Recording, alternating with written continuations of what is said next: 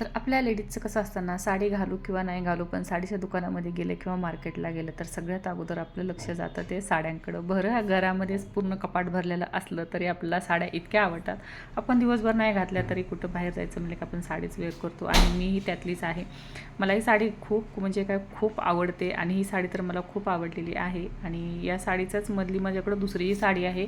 हे पाहू शकता, दोन्हीचे कलर सेमच झालेले आहेत. आणि आता मला प्रश्न पडलेला आहे की ही साडी ठेवायला पाहिजे की परत करायला पाहिजे, कारण ही साडी मला ह्यांनी मला गिफ्ट दिलेली आहे आणि एवढी प्रेमानं आणलेली आहे, मला वापसही देवोशी वाटत नाही आहे. आणि ह्याच कलरची साडी दुसरी माझ्याकडं आहे पहिली.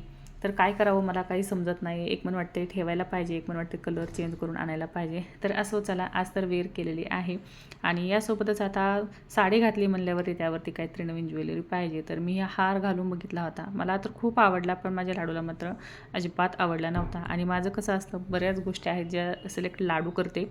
तर मी आता हार वगैरे ठरलं, पण केसांचं करायचं काय, हा प्रत्येक लेडीजचा प्रत्येक वेळेस प्रश्न असतो की केसांचे म्हणजे कसं केलं पाहिजे, काय केलं पाहिजे. पिन साडी घातली तर वन साईड केली पाहिजे की माझं तर प्रत्येक वेळेस ती अशी धांदल उडते. साडी घालायची म्हणलं की मला बरोबर 1 ते 1.5 तास लागतात.